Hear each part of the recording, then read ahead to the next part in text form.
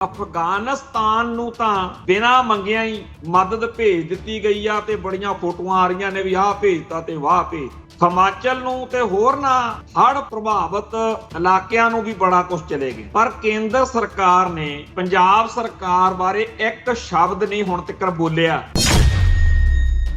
ਪੰਜਾਬ ਦੀ ਜਿਹੜੀ ਬੀਜੇਪੀ ਦੀ ਇਕਾਈ ਆ ਉਹ ਵਿਚਾਰੇ ਕਹਿ ਕੂ ਕੇ ਹੰਭ ਗਏ ਦਿੱਲੀ ਵਾਲਿਆਂ ਨੂੰ, ਬੀਜੇਪੀ ਦੇ ਅਫਸਰਾਂ ਨੂੰ, ਲੀਡਰਾਂ ਨੂੰ ਕਿ ਜੀ ਬੋਲੋ। ਅਖੀਰ ਆਸ਼ਵਨੀ ਸ਼ਰਮਾ ਜਿਹੜਾ ਪੰਜਾਬ ਦਾ ਪ੍ਰਧਾਨ ਹੈ ਬੀਜੇਪੀ ਦਾ, ਉਹਨੇ ਹਾਰ ਹੰਭ ਕੇ ਆਪੇ ਹੀ ਆਪਦੇ ਕੋਲੋਂ ਕਹਿਤਾ ਕਿ ਜੀ ਪਾਰਟੀ ਦੇ ਰਾਸ਼ਟਰੀ ਪ੍ਰਧਾਨ ਜੇਪੀ ਨੱਡਾ ਨੇ ਪਾਰਟੀ ਦੇ ਵਰਕਰਾਂ ਨੂੰ ਕਿਹਾ ਕਿ ਰਾਹਤ ਕਾਰਜਾਂ 'ਚ ਸ਼ਾਮਲ ਹੋ ਜਾਓ ਤੇ ਆਪਾਂ ਪੰਜਾਬ ਨੂੰ ਇਕੱਲੇ ਨਹੀਂ ਛੱਡਦੇ, ਕੇਂਦਰ ਕਦੇ ਪੰਜਾਬ ਨੂੰ। ਇਹ ਸਾਰੀਆਂ ਗੱਲਾਂ ਅਸਲ ਵਿੱਚ ਨਾ ਤਾਂ ਨੱਡੇ ਨੇ ਕਹੀਆਂ ਨੇ, ਨਾ ਉਹਨਾਂ ਦਾ ਕੋਈ ਕਿਸੇ ਵੀ ਬੀਜੇਪੀ ਲੀਡਰ ਦੀ ਐਡੀ ਹਿੰਮਤ ਆ ਵੀ ਉਹ ਮੋਦੀ ਤੇ ਅਮਿਤ ਸ਼ਾਹ ਤੋਂ ਬਗੈਰ ਇਹ ਜਿਹੀ ਗੱਲ ਸੋਚ ਵੀ ਜਾਣ।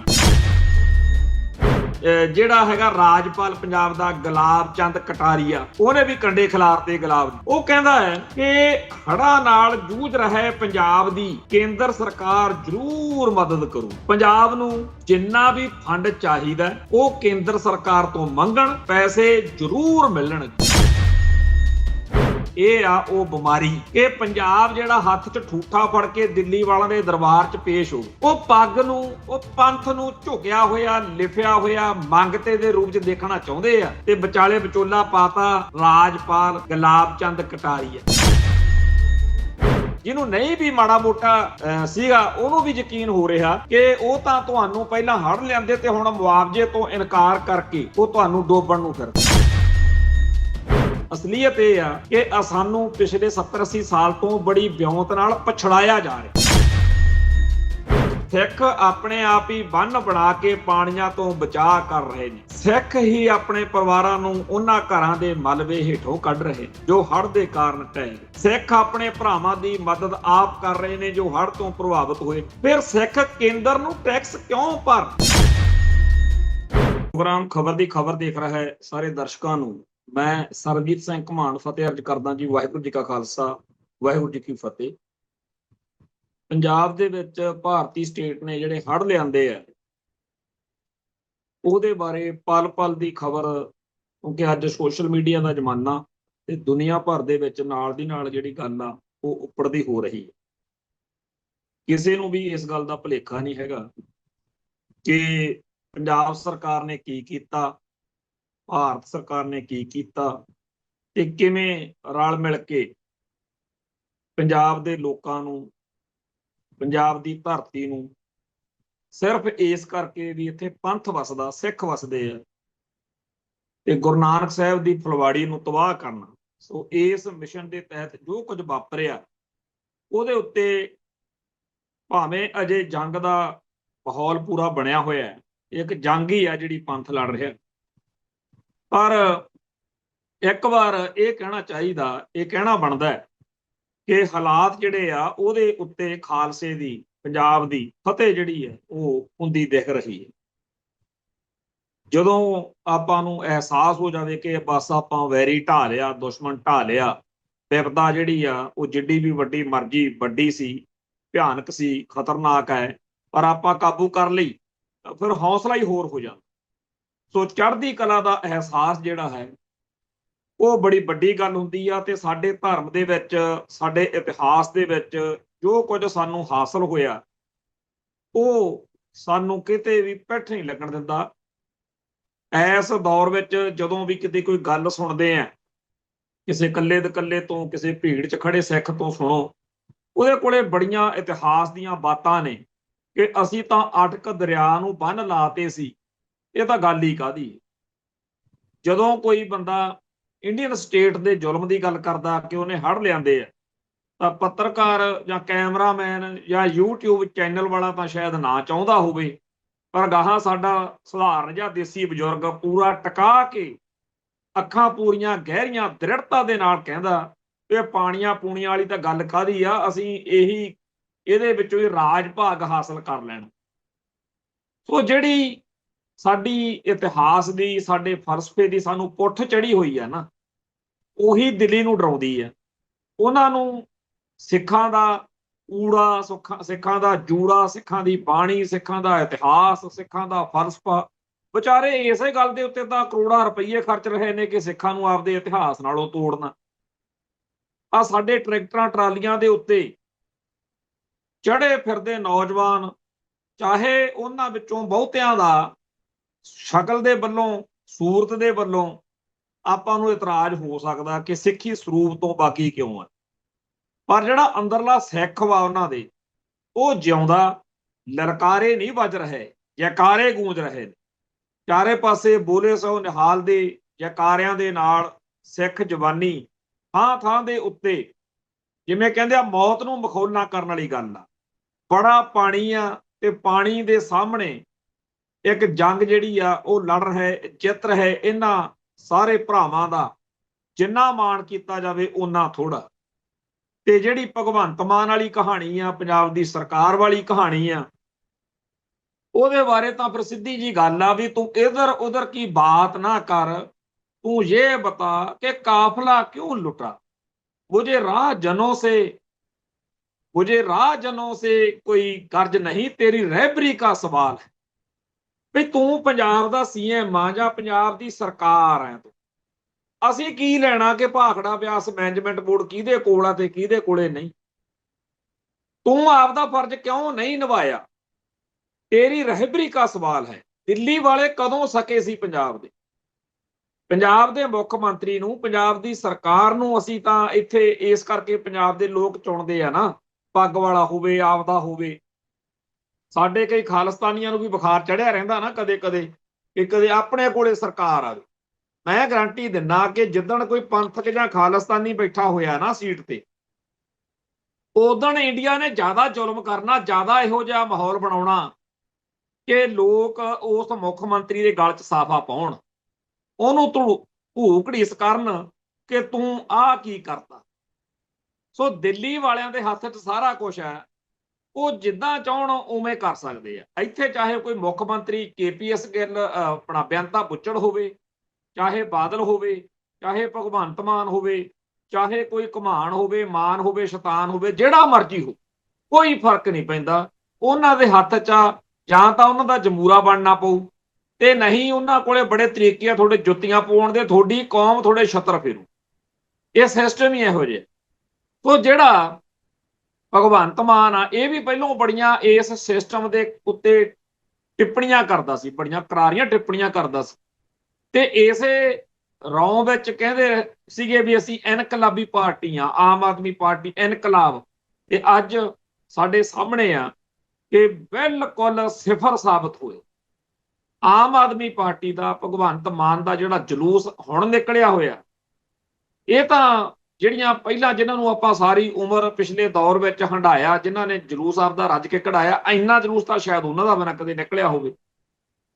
ਸੋ ਜਿਹੜੇ ਲੋਕ ਇਸ ਵਹਿਮ 'ਚ ਨੇ ਕਿ ਜੇ ਸਾਡੇ ਕੋਲੇ ਸੱਤਾ ਆ ਜੇ, ਉਹ ਇਹ ਗੱਲ ਚੇਤੇ ਰੱਖਣ ਕਿ ਸੱਤਾ ਤਾਂ ਤੁਹਾਨੂੰ ਮਿਲ ਸਕਦੀ ਹੈ, ਪਰ ਜੁੱਤੀਆਂ ਬੜੀਆਂ ਟਕਾ ਕੇ ਮਰਵਾਉਣੀਆਂ ਤੁਹਾਡੇ ਉਹਨਾਂ। ਸੋ ਜਿਹੜਾ ਪੰਜਾਬ ਸਰਕਾਰ ਦੇ ਉੱਤੇ ਗੁੱਸਾ ਉਹ ਇਹ ਆ ਕਿ ਜੇ ਉਹ ਚਾਹੁੰਦੇ ਤਾਂ ਇਹਨਾਂ ਨਦੀਆਂ ਨਾਲਿਆਂ ਨੂੰ, ਜਿਹੜੇ ਛੋਟੇ ਜਿੱਥੋਂ ਦੀ ਪਾਣੀ ਦੀ ਨਿਕਾਸੀ ਹੋਣੀ ਹੈ, ਇਹਨਾਂ ਦਾ ਪ੍ਰਬੰਧ ਕਰ ਸਕਦੇ ਸੀ। ਅੱਜ ਰਤੇਸ਼ ਲੱਖੀ ਇੱਕ ਸਾਬਕਾ ਕਰਨਲ ਨੂੰ ਨਾਲ ਲੈ ਕੇ, ਸਾਬਕਾ ਫੌਜੀ ਅਧਿਕਾਰੀ ਨੂੰ ਨਾਲ ਲੈ ਕੇ 2 ਦਿਨ ਦਾ ਪੰਜਾਬ ਦੇ ਵਿੱਚ ਘੁੰਮ ਰਿਹਾ। ਮੈਂ ਰਿਪੋਰਟਾਂ ਤਾਂ ਸਾਰਿਆਂ ਦੀ ਸੁਣਦਾ, ਪਰ ਉਹਦੀ ਖਾਸ ਸੁਣਦਾ ਕਿਉਂਕਿ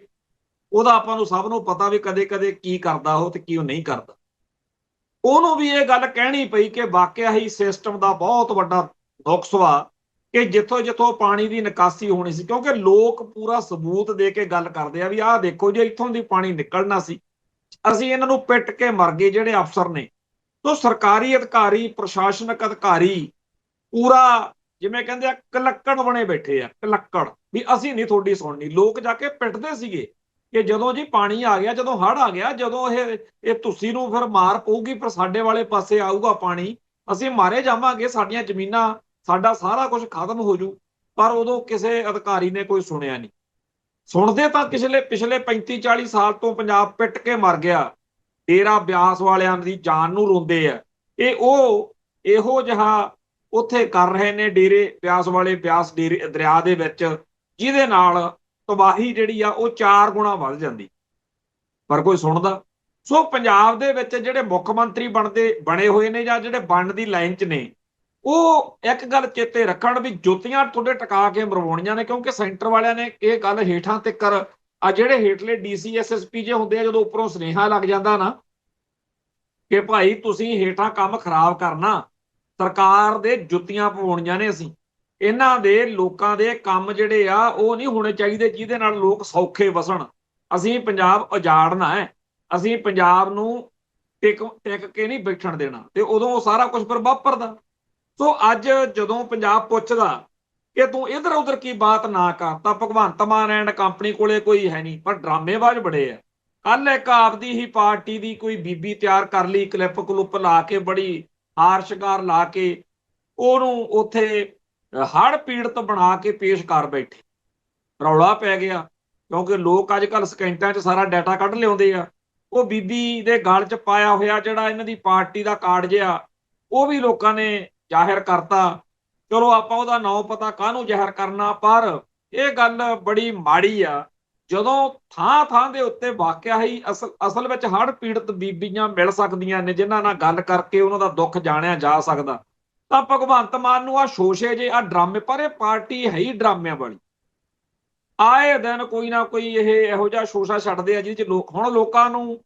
ਪਠਾਨ ਮਾਜਰੇ ਵਾਲੇ ਘਟਨਾਕ੍ਰਮ ਉੱਤੇ ਕਿਉਂ ਨਹੀਂ ਯਕੀਨ ਹੋ ਰਿਹਾ। ਬੇਸ਼ੱਕ ਮੀਡੀਆ ਦਾ ਇੱਕ ਹਿੱਸਾ ਇਹ ਕਹਿ ਰਿਹਾ ਹੈ ਕਿ ਹੋ ਸਕਦਾ ਪਠਾਨ ਮਾਜਰੇ ਨੇ ਆਪਦੇ ਨਾਲ ਕੁਝ ਹੋਰ ਵਿਧਾਇਕ ਜੋੜਦੇ ਹੋਣ, ਕੋਈ ਘਟਨਾ ਇਹੋ ਜਿਹੀ ਬਣ ਗਈ ਹੋਵੇ ਵੀ ਦਿੱਲੀ ਵਾਲਿਆਂ ਨਾਲ ਉਹਨਾਂ ਦੀ ਸਹਿਮਤੀ ਬਣ ਗਈ ਹੋਵੇ ਤੇ ਆਮ ਆਦਮੀ ਪਾਰਟੀ ਨੂੰ ਤੋੜਨ ਦਾ, ਸਰਕਾਰ ਨੂੰ ਖਰਾਬ ਕਰਨ ਦਾ ਉਹਨਾਂ ਨੇ ਕੋਈ ਖੇਡ ਖੇਡਿਆ ਹੋਵੇ। ਇਹੋ ਜਿਹੀਆਂ ਖੇਡਾਂ ਭਾਈ ਕਈ ਸੂਬਿਆਂ ਦੇ ਵਿੱਚ ਬੀਜੇਪੀ ਨੇ ਖੇਡੀਆਂ ਨੇ। ਇਹੋ ਜਿਹੀਆਂ ਗੱਲਾਂ ਵੀ ਸੋਚੀਆਂ ਜਾ ਰਹੀਆਂ ਨੇ ਪਠਾਨ ਮਾਜਰੇ ਵਾਲੇ ਮਸਲੇ ਤੇ। ਪਰ ਜਿਸ ਤਰੀਕੇ ਨਾਲ ਐਮਪੀ ਰਹੇ ਡਾਕਟਰ ਧਰਮਵੀਰ ਗਾਂਧੀ ਤੇ ਹੋਰ ਕਈ ਸੀਨੀਅਰ ਜਰਨਲਿਸਟ ਅਸੈਸਮੈਂਟ ਕਰ ਰਹੇ ਨੇ, ਮੁਲਾਂਕਣ ਕਰ ਰਹੇ ਨੇ, ਅਧਿਐਨ ਕਰ ਰਹੇ ਨੇ, ਆਪਦੀ ਰਾਏ ਬਣਾ ਰਹੇ ਨੇ, ਉਹ ਕਹਿੰਦੇ ਆ ਕਿ ਜਿਹੜਾ ਇਹ ਸਾਰਾ ਸਿਸਟਮ ਆ ਇਹਦੇ ਚ ਬਹੁਤ ਸਾਰੀਆਂ ਗੱਲਾਂ ਚ ਗੜਬੜ ਆ। ਜਿਵੇਂ ਪਠਾਨ ਮਾਜਰਾ ਕਹਿ ਰਿਹਾ ਕਿ ਉਸ ਪਿੰਡ ਦੇ ਵਿੱਚ ਹਰਿਆਣੇ ਦੇ ਵਿੱਚ ਜਿੱਥੇ ਮੇਰੇ ਸਾਧੂ ਦੇ ਘਰੇ ਰਿਸ਼ਤੇਦਾਰੀ ਚ ਮੈਂ ਗਿਆ ਹੋਇਆ ਸੀ, ਉੱਥੇ ਜਦੋਂ ਇਹ ਆਏ ਪੁਲਿਸ ਵਾਲੇ ਤੇ ਇੰਨੀ ਵੱਡੀ ਗਿਣਤੀ 'ਚ ਸੀਗੇ, ਮੈਨੂੰ ਪੱਕਾ ਯਕੀਨ ਹੋ ਗਿਆ ਕਿ ਮੇਰਾ ਇਹ ਐਨਕਾਊਂਟਰ ਕਰਨਗੇ, ਮੁਕਾਬਲਾ ਬਣਾਉਣਗੇ ਮੇਰੇ। ਤੇ ਮੈਂ ਫਿਰ ਉੱਥੋਂ ਇਹਨਾਂ ਨੂੰ ਧੋਖਾ ਦੇ ਕੇ ਗੱਲਾਂ ਬਾਤਾਂ 'ਚ ਲਾ ਕੇ ਨਿਕਲ ਗਿਆ। ਤੇ ਇੱਕ ਗੱਲ ਉਹ ਕਹਿੰਦਾ ਕਿ ਉੱਥੇ ਇਹਨਾਂ ਨੇ ਮਤਲਬ ਫਾਇਰ ਕੱਢੇ ਜਾਂ ਗੋਲੀ ਚਲਾਈ ਇਹਨਾਂ। ਦੂਜੇ ਪਾਸੇ ਪੰਜਾਬ ਸਰਕਾਰ, ਪੰਜਾਬ ਪੁਲਿਸ ਕਹਿੰਦੀ ਆ ਵੀ ਉੱਥੇ ਇਹਨੇ ਮੁਕਾਬਲਾ ਹੋਇਆ ਤੇ ਮੁਕਾਬਲੇ ਦੇ ਵਿੱਚੋਂ ਫਿਰ ਉਹ ਨਿਕਲ ਗਿਆ। ਹੁਣ ਦੋਨੇ ਪੱਖਾਂ ਤੋਂ ਜਿਹੜਾ ਝੂਠ ਬੋਲਿਆ ਜਾ ਰਿਹਾ, ਉਸ ਗੱਲ ਨੂੰ ਉਸ ਪਰਿਵਾਰ ਵਾਲੇ ਹੀ ਝੁਠਲਾਈ ਜਾਂਦੇ ਆ ਜਿੱਥੋਂ ਇਹ ਘਰੋਂ ਨਿਕਲਿਆ।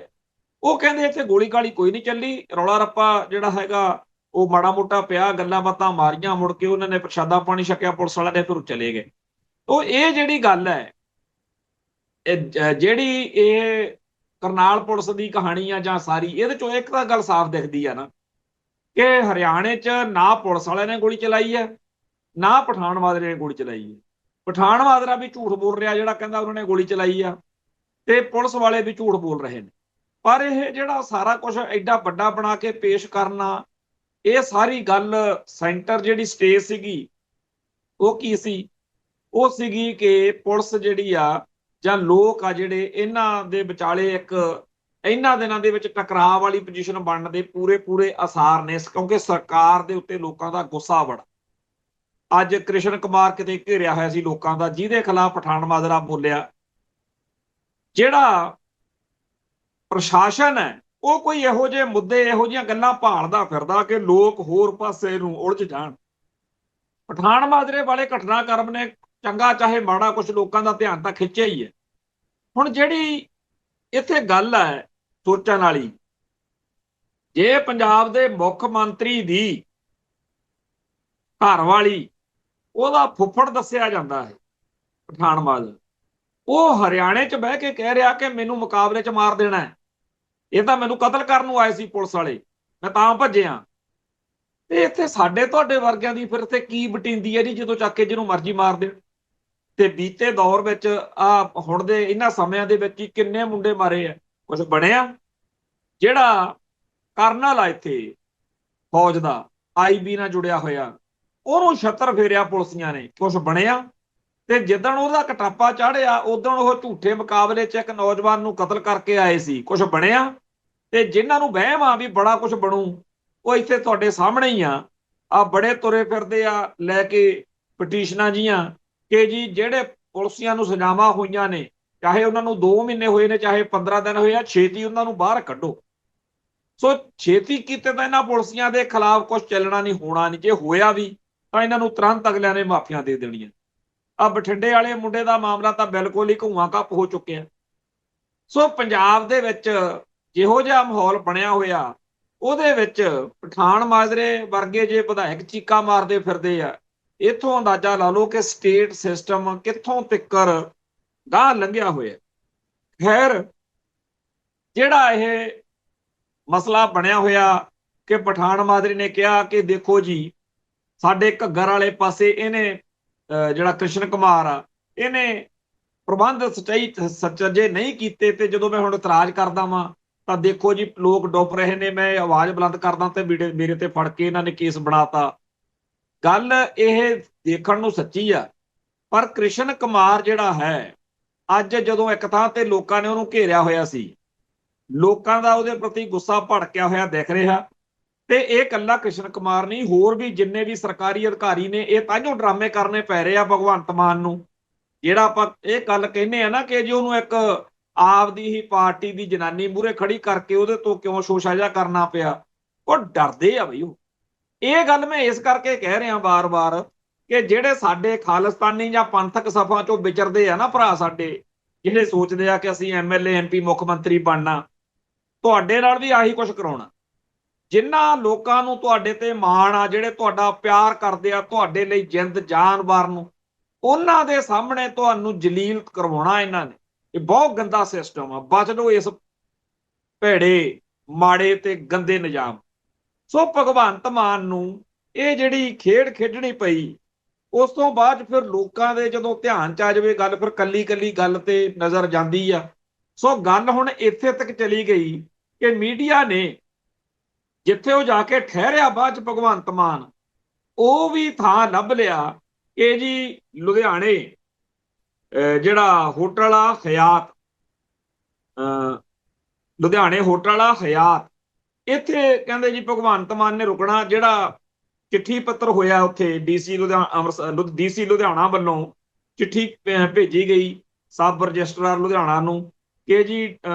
ਭਗਵਾਨ ਨੇ ਮੁੱਖ ਮੰਤਰੀ ਨੇ ਠਹਿਰਨਾ ਇੱਥੇ ਹੋਟਲ ਤੇ, ਉੱਥੇ ਤੁਸੀਂ ਪ੍ਰਬੰਧ ਕਰੋ। ਇਹ ਚਿੱਠੀ ਵੀ ਸੋਸ਼ਲ ਮੀਡੀਆ ਤੇ ਇਸ ਕਰਕੇ ਪਾਤੀ ਲੋਕਾਂ ਨੇ ਕਿ ਉੱਥੇ ਉਹ ਜਿਹੜਾ ਸੀਗਾ ਮਗਰਮੱਛ ਵਾਲੇ ਹੰਝੂ ਬਹਾ ਕੇ, ਭੁੰਜੇ ਬਹਿ ਕੇ ਰੋਟੀ ਖਾ ਕੇ, ਕਲਿੱਪ ਵਾਲੀ ਬੀਬੀ ਨਾਲ ਜੱਕੜ ਮਾਰ ਕੇ ਇੱਥੇ ਹੋਟਲ 'ਚ ਰੁਕਦਾ ਤਾਂ ਪਹਿਲਾਂ ਵੀ ਮੁੱਖ ਮੰਤਰੀ ਇਹੋ ਜਿਹੇ ਥਾਵਾਂ ਤੇ ਹੀ ਆ, ਪਰ ਅੱਜ ਚੁੱਭਦਾ ਕਿਉਂ? ਕਿਉਂਕਿ ਅੱਜ ਦੀ ਤਰੀਕ ਵਿੱਚ ਪੰਜਾਬ ਦੇ ਹਰੇਕ ਬੰਦੇ ਨੂੰ ਭਗਵੰਤ ਮਾਨ ਦੇ ਉੱਤੇ, ਪੂਰੇ ਸਿਸਟਮ ਦੇ ਉੱਤੇ ਜਿਹੜਾ ਗੁੱਸਾ ਵਧਿਆ ਹੋਇਆ, ਇਸ ਮੌਕੇ ਉਹ